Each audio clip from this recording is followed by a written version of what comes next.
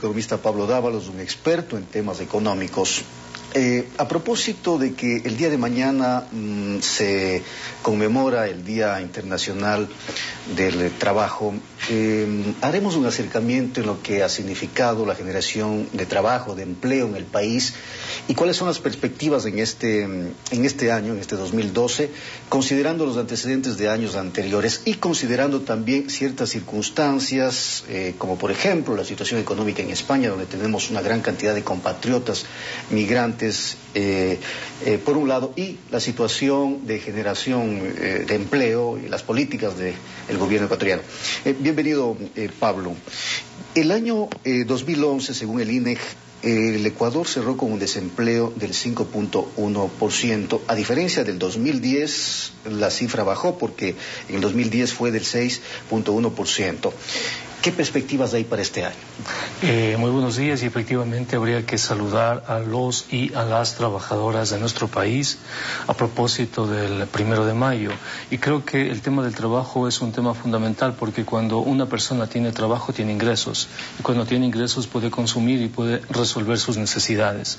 El problema del empleo tiene que ver también con la estructura económica del país, es decir, si nosotros tenemos una estructura que genere empleo a largo plazo, vamos a tener más personas que tengan la posibilidad de cumplir sus ingresos. Pero ¿qué tenemos? Tenemos un indicador que es tramposo, por decirlo así, es un indicador que nos puede llevar a engaños, y es el indicador del desempleo. Efectivamente, el desempleo ha bajado, es más, la encuesta de hace un mes nos da cuenta que ha bajado al 4,8%. Es decir, tenemos 226.000 desempleados. Eso significaría, sobre una población económicamente activa, que el 95% están empleados, y no es así. Entonces, ¿por qué no es así? Porque nosotros, a diferencia de España o de Estados Unidos, tenemos una especie de colchón que se llama subempleo o empleo informal.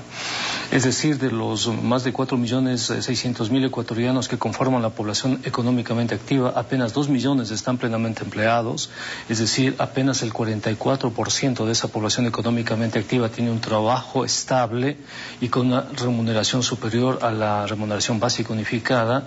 El resto, es decir, el 56%, o están subempleados o están desempleados. El sector que absorbe el empleo es el subempleo. Es decir, usted puede responder en las encuestas del INEC que ha realizado una actividad económica, porque son encuestas de uso económico del tiempo, por vender algo o buscar algo, una capacitación para hacer algo, y ya inmediatamente no está registrado como desempleado, está registrado como persona que está buscando empleo. Entonces, creo que una responsabilidad del país y del gobierno es pensar en el pleno empleo. Y ese pleno empleo, si usted lo revisa en el año 2000, en el año 2005, en el año 2010 y ahora en el año 2012, usted va a tener una constante. No se mueve más allá del 42, 43%. A veces baja al 41, a veces sube al 44. ¿Qué significa eso? Que nuestra economía no está en capacidad aún de generar pleno empleo. La diferencia con España es que ellos tienen un desempleo sobre el 20%, pero el 80%, 35% es pleno empleo. Pues. Ahora, a propósito de España y considerando la situación que se está viviendo en ese país, la cuestión de desempleo que se dice afectará alrededor de 1 millón de migrantes en general y alrededor de 150.000 ecuatorianos migrantes. ¿Cuánto puede afectar la situación de España a la situación de empleo y desempleo ecuatoriana, considerando que hay algunos que han decidido venir y retornar al país? Ahí el problema fundamental son las remesas. Es decir, el país, producto del desempleo en España, va a tener muchos migrantes que no envían remesas, y si no envían remesas, lo que disminuye es nuestra capacidad monetaria. Es decir, la dolarización tendría una fuente de ingresos menos. Entonces el problema es más grave, ¿no? Pero hay otro problema también que me parece interesante y constituye otro indicador que asimismo es tramposo, hace referencia al salario digno y la remuneración básica unificada. Y la remuneración básica unificada está en alrededor de $300, 292. El salario, la remuneración digna, como la llaman, multiplica eso por los perceptores, lo que alcanza alrededor de 450, cerca de $500. Y eso lo comparan con la canasta familiar que ya está en en cerca de $600. Los 580 y pico sí, de dólares. Para el último mes se espera que alcance ya los $590, $595, es decir, alrededor de $600. En otras palabras, un trabajador este momento está recibiendo la mitad del costo de esa canasta. Y si usted revisa los datos desde el año 2000, la relación entre el salario mínimo y la canasta, la brecha más importante es la de ahora. Es decir, ni en las épocas neoliberales la brecha entre el salario mínimo y la canasta era tan alta como ahora. Ahora supera el 50%. Y ningún empresario paga el salario digno. Los empresarios calculan sus costos salariales sobre la remuneración básica unificada, sobre el salario básico unificado. Es decir, sobre eso se establecen tablas de acuerdo a la competitividad, de acuerdo a la profesionalización de la fuerza de trabajo.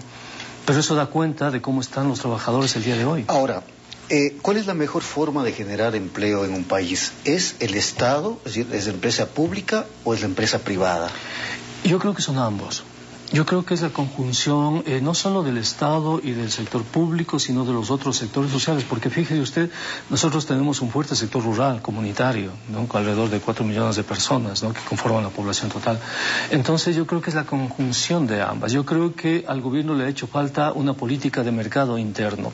Yo creo que los empresarios no entienden que lo mejor que les puede pasar a ellos es pagar buenos salarios, porque buenos salarios van a significar mejores ventas. Los empresarios todavía ven al salario como una externalidad. Piensan que pagar salarios bajos aumenta sus niveles de rentabilidad. Pero si pagan buenos salarios van a incrementar su nivel de ventas y toda la economía va a crecer. Entonces creo que lo que le falta al gobierno es una visión de mercado interno, es un modelo macroeconómico más consistente, más coherente, ¿no? ¿Hay condiciones en el país en este momento para generar fuentes de empleo? Hay muchas condiciones para generar fuentes de empleo. La principal es la generación de valor agregado, porque el valor agregado es multiplicador. El problema está que valor agregado significa manufactura, significa conocimiento, significa producción. Los establecimientos dedicados al valor agregado aquí en el país apenas son el 10%. El 90% de establecimientos se dedican al comercio y servicios, es decir, somos una economía de comerciantes, no somos una economía de productores. ¿Cómo transformar esta economía de comerciantes a una economía de productores? Eso formaría y debería formar parte de una política pública de largo plazo, con alianzas con el sector privado. Hay que decirle al sector privado que pague buenos salarios, hay que establecer reglas para proteger a los trabajadores. Vea usted, el decreto 813 vulnera los derechos de los trabajadores y en este momento los trabajadores viven una situación muy dramática, si se quiere, peor que en las épocas neoliberales. Y esto no es justo, pues, cuando muchas de esas personas apostaron al gobierno actual, por ejemplo. Muy bien, gracias al economista Pablo Dávalos.